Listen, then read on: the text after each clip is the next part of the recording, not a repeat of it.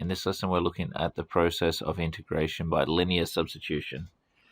So this is used in scenarios where both the internal and external functions are linear. So this pops up as a process slightly different from our normal substitution process where we can see a derivative relationship. In this process, we're looking for two linear relationships. So here's a few expressions that this would be useful as a process to integrate. So we can see linear and linear, linear and linear, linear and linear. So there's always an internal and an external function, linear and linear, and then finally linear and linear. So two internal functions in this case. All right, so this is what we're looking for, and when we can recognize that relationship, we can start to apply this process. Now I'm going to go through this process as part of an example. We'll do a couple, and then hopefully it'll be rather clear what we have to do. Okay, so for the first example, we're looking at the integral of 2x plus 1 multiplied by the square root of x plus 4. Now, x plus 4 must be our internal function, so that's what we're going to let be u. So u is equal to x plus 4. When we're using the process of linear substitution, there are 3 points of substitution. Obviously, the first one is that we let the internal function be u, and we're going to replace that.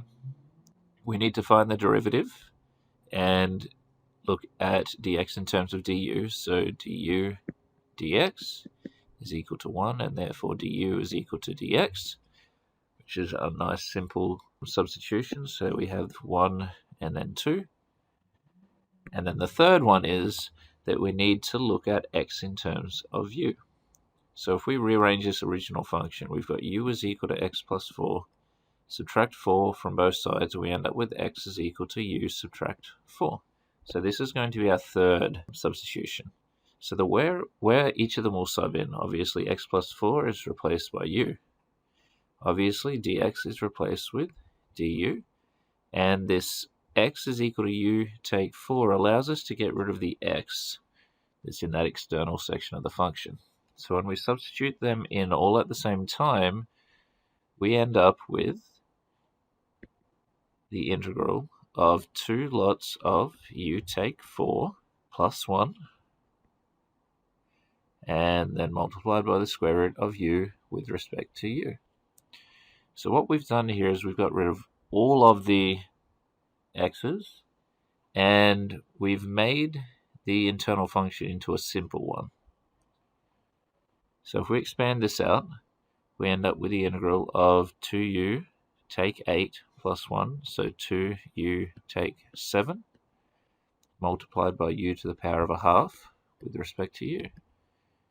And that gives us 2u, u 1/2, take 7u to the 1/2 du,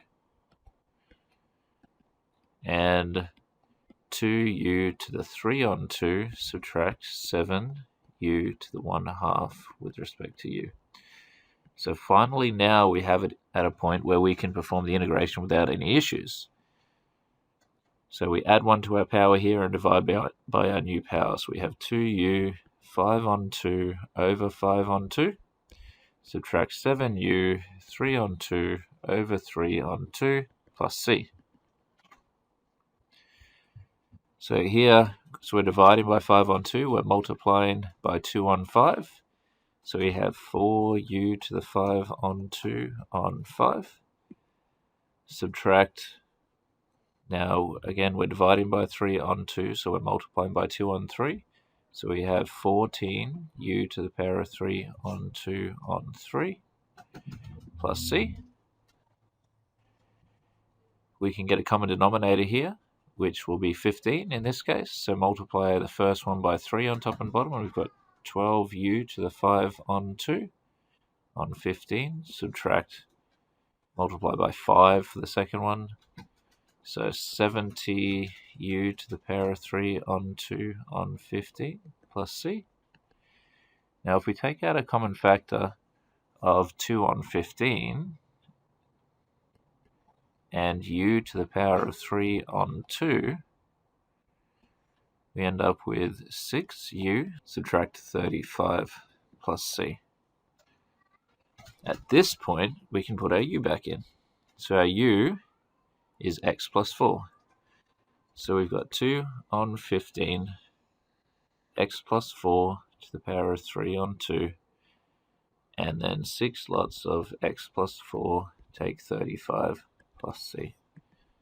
So 2/15 x plus 4 to the power of 3 on 2, and we've got 6x plus 24, and then subtract 35.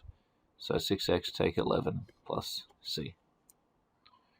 Okay, so there's our integral. If we wanted to, we could write this as 2/15 square root of x plus 4 cubed, and then 6x minus 11 plus c, but I'm happy with either form. Okay, so you can see that linear substitution is significantly more difficult, but the process is very similar. Okay, so the second one, we're looking at the integral of 2x plus 1 over 1 take 2x all squared. Okay, so we're recognizing the same pattern. Both of them are linear functions. This must be our internal function, and we can start by saying u is equal to 1 take 2x. We can rearrange that and say that 2x is equal to 1 take u, or x is equal to 1 take u on 2. And du dx is equal to negative 2. And therefore dx is equal to negative 1 on 2 du. And so here's our 1, 2, 3 values that we need to substitute. Okay, so that means that when we sub this in, we've got the integral of 2 lots of 1 take u on 2 plus 1 over u squared and multiplied by negative 1 on 2 du. So 2 lots of 1 take u is just 1 take u plus 1 over u squared, and we can put our negative 1/2 in front, dot du. So we have negative 1/2 integral of 2 take u over u squared du, and if we break that up, we get negative 1/2 integral of 2u to the negative 2, subtract 1 take u, dot du. Now we can perform our simple integration, negative 1 on 2. We've got 2u to the negative 1 over negative 1, subtract ln u plus c. And when we multiply that through, we end up with u to the negative 1 plus 1/2 ln u plus c. And so 1 over u will be 1 over 1 take 2x, and 1/2 ln 1 take 2x plus c. There's our final integral. Okay, so now we're going to look at the third example. Okay, so in our third example, we've got the integral of x squared square root 3x take 1 dot dx. 3x take 1 will be our internal function. So we have u is equal to 3x take 1. When we rearrange it to isolate x, we've got 3x is equal to u plus 1, and therefore x is equal to u plus 1 on 3. And u dx will be equal to 3, so therefore dx will be 1/3 du. So when we put this all in, we end up with the integral of x squared, which is u plus 1 on 3 all squared, square root of u, and 1/3 du. So we put our 1/3 in front. We've got 1/3 integral of u plus 1 all squared over 9, as 3 squared is 9, u to the 1/2 dot du. So 1 on 27 integral of u squared plus 2u plus 1 multiplied by u to the power of 1/2 dot du, and we have 1 on 27 integral u to the power of 5 on 2, 2u to the power of 3 on 2, and then u to the power of 1/2. Now we can perform our integration. 1 on 27, u to the power of 7 on 2 over 7 on 2, 2u to the power of 5 on 2 over 5 on 2, and then u to the power of 3 on 2 over 3 on 2. So we have 1 on 27. Dividing by a fraction 7/2 is the same as multiplying by 2 on 7. So we have 2u to the power of 7 on 2 on 7. We have divide by 5 on 2, which is multiplied by 2 on 5. So we have 4u to the power of 5 on 2 on 5. And divide by 3 on 2, which is the same as multiplied by 2 on 3. We've got 2u to the power of 3 on 2 on 3 plus c. Now, we have a common factor of u to the power of 3 on 2. But first of all, we need to get common denominators. So the lowest common denominator here is going to be 3 by 5 by 7, or 35 by 3, which will be 105. So we have 1 on 27. And so we have to multiply by 15 to get 105. So 105, 30u to the power of 7 on 2.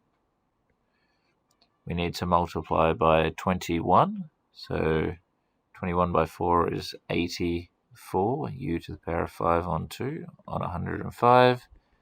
And we'll need to multiply by 35 here. So that means we have 70u to the power of 3 on 2 on 105 plus c. So we have 1 on 27 and 105 as our common factors. There's a common factor of 2u to the power of 3 on 2. And we're left with 15u squared, 42u, and 35 plus c. So to continue to expand out and simplify, I've got 2u to the power of 3 on 2 over 2835. And then 15u squared plus 42u plus 35 plus c. The last thing we need to do is we can substitute u back in, which is 3x take 1. So we've got 2 lots of 3x take 1 to the power of 3 on 2 on 2835. We've got 15 lots of 3x take 1 squared plus 42 lots of 3x take 1 plus 35, which gives us 15 lots of 9x squared take 6x plus 1 plus 126x take 42 plus 35 plus c.